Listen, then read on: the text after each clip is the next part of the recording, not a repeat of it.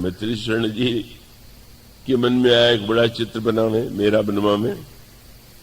किसी से सुना कानपुर में कि ये चित्रकार बहुत अच्छे हैं, बनाते हैं।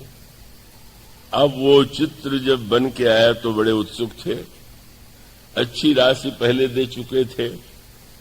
अब वो चित्र जब खोला गया तो लोग आश्चर्य से देखने लगे। उनके विषय में वो जिन सज्जन ने चित्रकार की प्रशंसा की थी, ये कहा था कि ये तो बड़े ही ऐसे चित्रकार हैं कि जिनके चित्र तो चिंतन के विषय हैं, अध्ययन के विषय। अब ये भी बड़े निराश कि किसका चित्र आ गया। देखने वाले भी कहते हैं किसका चित्र। तो मैंने इनके परेशानी को देख के कहा घबराओ मत, वो तो पहले बता दिया गया कि इनका चित्र देखने का नहीं अध्ययन का विषय है। अब आप करते रहिए अध्ययन, देखते रहिए।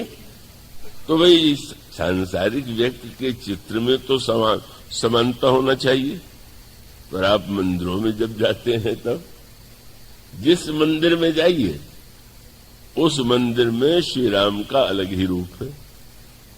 चित्र देखिए हजारों, हर चित्र जो है वो अलग प्रकार का है। पर ये बात बहुत अच्छी है, जो समस्या मनुष्य के बारे में है ईश्वर के बारे में नहीं। आप जाएंगे किसके मंदिर में, जाए राम मंदिर में।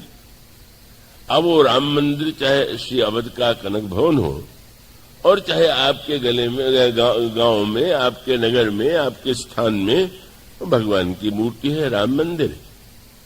अब आप जानते हैं कि आप मानो जब मूर्ति को देखने जाते हैं तो भिन्नता होते हुए भी यह मान लेते हैं कि सब राम हैं, राम को आप प्रणाम कर रहे हैं।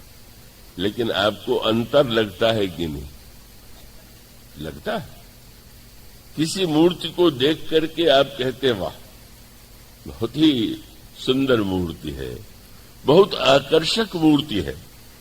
और किसी मूर्ति को देख के प्रणाम तो कर लेते हैं, लेकिन कहते हैं कि कुछ पता नहीं कहां से ले आए, वो बहुत सुंदर तो नहीं है मूर्ति।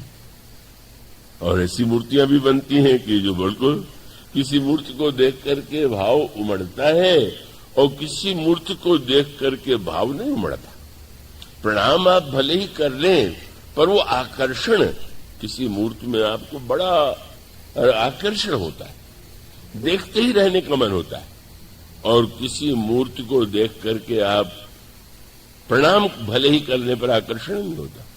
और तब बोले श्री राम तो वही है, पर ये तो मूर्तिकार जैसा होगा वैसी मूर्ति उस पत्थर में प्रकट कर देगा। और उसका अर्थ क्या? ब्रह्म पत्थर है। और जो भक्त जितना बढ़िया मूर्तिकार होता है वैसे सुंदर भगवान को निकालता है, प्रकट करता है। सब श्री राम है, लेकिन राम में तो अंतर होगा। महर्षि वाल्मीकि ने श्री राम का वर्णन किया, गोस्वामी जी ने श्री राम का वर्णन किया, बड़ा अंतर है, बहुत से अंतर है। जो समझते नहीं वो कहते हैं कौन सही है कौन गलत है। आप किस मंदिर के लिए कहेंगे कि यही श्री राम की सही मूर्ति है और सब नकली? क्या कोई भगवान श्री राम का ऐसा चित्र आपके पास है क्या कि आप निर्णय कर सकेंगे सही है कि गलत? इसका अर्थ यह कि वस्तुतः भक्त जितना बड़ा होगा, उसकी भावना, उसका प्रेम, उसके अंतःकरण के का जो अनुराग है, वैसा ही ईश्वर वो प्रकट करेगा। राम राज्य की स्थापना श्री राम के द्वारा नहीं होती। राम राज्य तो वस्तुतः है, जैसा मैंने कहा।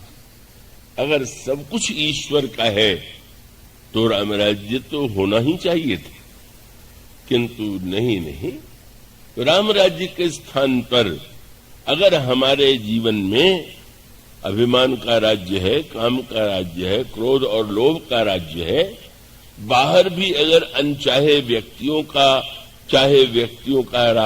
राज्य है, तो वस्तुतः राम राज्य की स्थापना का तत्व माने वह किसके द्वारा हुआ?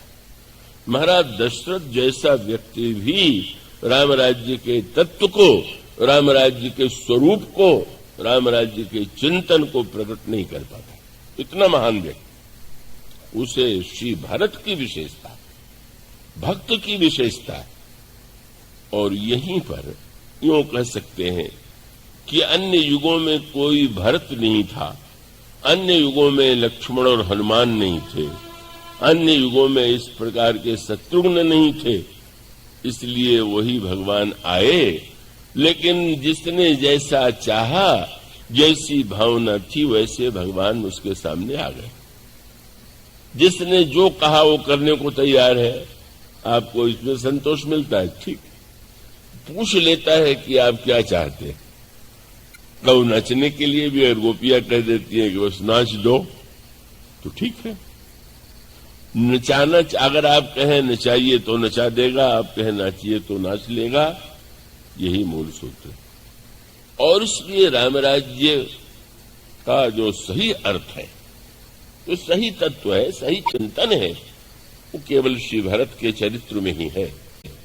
और सारे भक्तों के इतिहास में जो हुए हैं या होंगे, वह कभी दृष्टिगोचर उसका अंश भी नहीं हुआ। श्री भरत को अगर आप तुलना करके देखें, इससे उन भक्तों की निंदा न समझ लीजिएगा। उसका तात्पर्य है कि वो पात्र में तो भिन्नता होती ही है। एक सरोवर से जल भर करके ले आने वाले के पास जितना बड़ा बर्तन होगा, जैसा पात्र होगा, उतना वो जल ले आवेगा। उस अनंत ईश्वर को ग्रहण करने के लिए आपका हृदय जितना विशाल होगा, उतना विशाल ईश्वर आपके सामने प्रकट होगा। इसलिए राम राज्य की स्थापना का श्रेय किसे है? श्री भरत को। क्योंकि श्री भरत ये मानते ही नहीं कि राम राज्य की स्थापना करना है। श्री भरत तो गुरु वशिष्ठ की इस बात को स्वीकार ही नहीं करते हैं कि राज्य महाराज दशरथ का है, तुम ले लो, 14 वर्ष राज्य करने के बाद उनको दे दो। श्री भरत का तात्पर्य अच्छा देना है। किसी की वस्तु आप पहले ले लीजिए और फिर पहुंच जाइए, लीजिए मैं आपको भेंट कर रहा हूं। सामने वाले को कैसा लगेगा? अच्छा निकला देने वाला।